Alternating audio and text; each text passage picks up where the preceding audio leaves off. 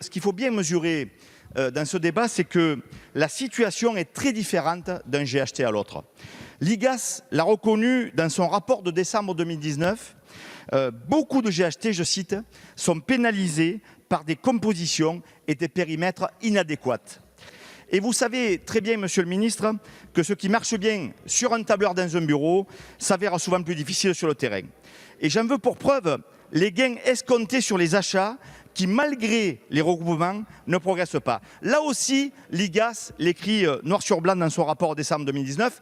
Et pire, c'est que cette logique comptable de concentration rend le recours aux fournisseurs locaux beaucoup plus difficile, voire impossible. C'est un comble que nous vivons dans nos territoires au quotidien, dans des territoires où l'hôpital est bien souvent le premier employeur public et là où il est un des donneurs d'ordre les plus importants pour les entreprises locales.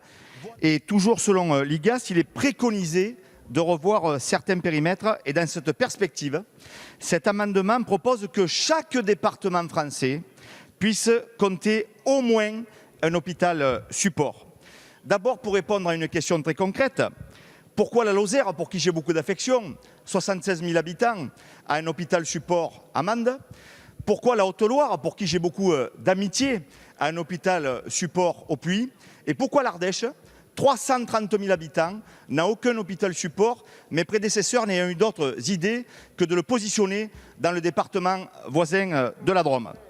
Voilà pourquoi, mes chers collègues, j'en appelle à votre soutien pour tous les départements français. Il y en a quelques-uns qui n'ont pas d'hôpital support, pour que chaque département puisse compter au moins un hôpital support, parce que c'est un minimum sanitaire vital, parce que c'est une question majeure, tout le monde le comprendra, d'égalité d'accès aux soins, et parce que c'est une injustice de la loi Touraine de 2016 que nous devons ce soir ensemble réparer.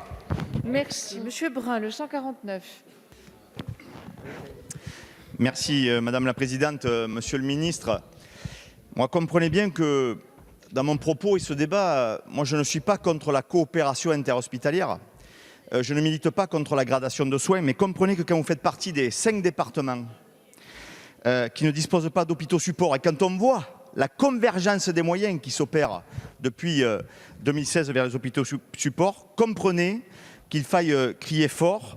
Parce que quand on représente un département qui pèse 340 000 habitants, ce ne sont pas des sous-citoyens en termes d'accès aux soins. Et je voudrais, pour illustrer cet amendement, prendre l'exemple de la première des fonctions support, cette fonction si stratégique du recrutement des médecins.